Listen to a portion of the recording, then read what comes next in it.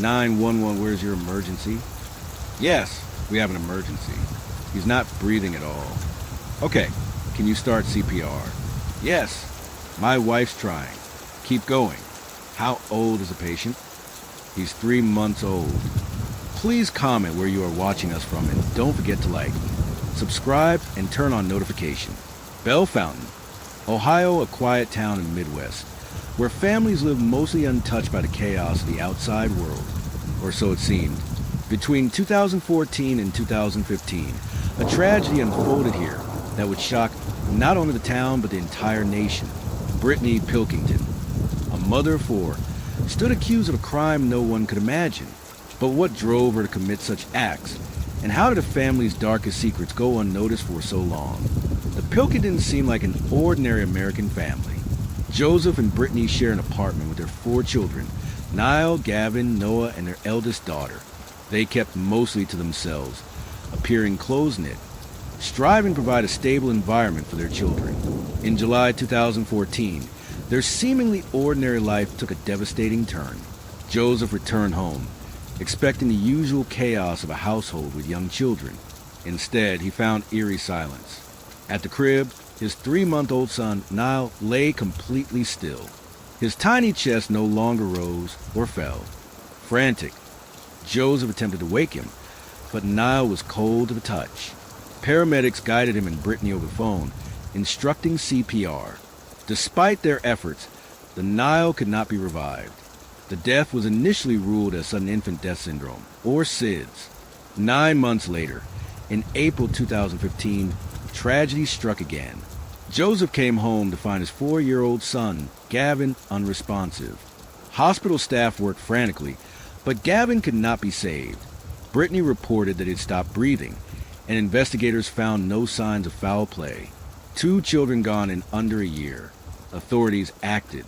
Logan County Children's Services took the remaining children, Noah, and the eldest daughter, into protective custody.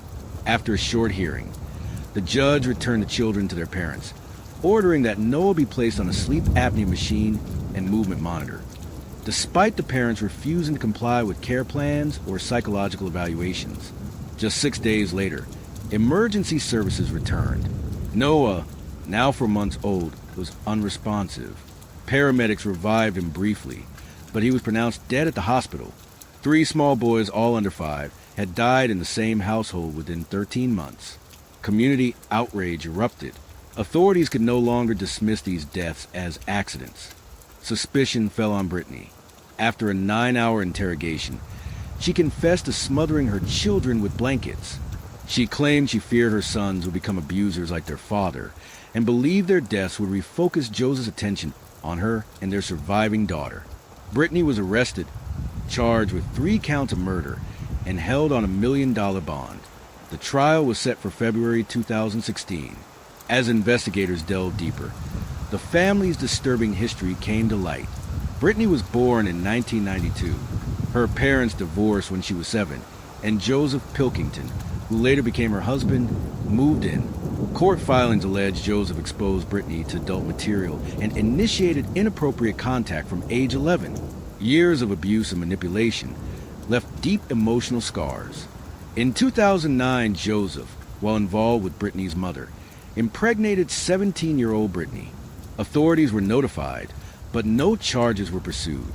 Britney also reported that Joseph had physically abused her father, fueling her resentment toward her children. Britney's motives, while horrific, were rooted in a lifetime of trauma. Her intent was to eliminate her sons to regain Joseph's attention and cause him pain. Joseph faced legal consequences for prior misconduct, pleading guilty to a misdemeanor sex charge, paying a fine, and receiving a suspended sentence with time served credited. Attention returned to Britney. Legal proceedings dragged for years as evaluations assessed her mental health. Her defense argued that childhood abuse, brain damage, and coercion led to her actions.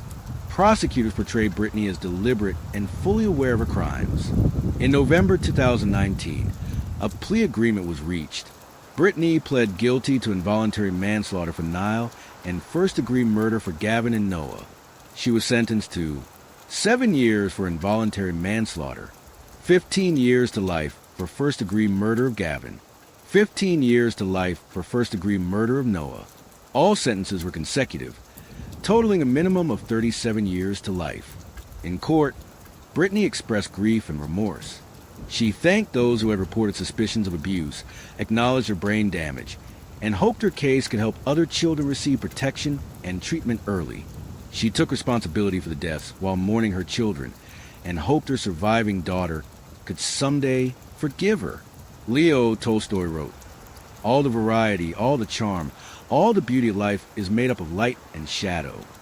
For Nile, Gavin, and Noah, life was cloaked in shadow, with little chance to experience the light. Their deaths remain a heartbreaking reminder of how vulnerable lives can slip through the cracks of a flawed system. Britney Pilkington's convictions brought legal justice, but questions remain. Was justice truly served? Were the boys failed long before their deaths, not only by Britney, but also by the systems meant to protect them? And Britney herself, can the identities of victim and perpetrator coexist? Or does her guilt erase any claim to suffering? As this chapter closes, one pressing question remains. Will society learn from these failures, or will the lessons of the Pilkington tragedy, like the boys themselves, be forgotten? Please like, comment, subscribe, and turn on notification. Thanks for watching.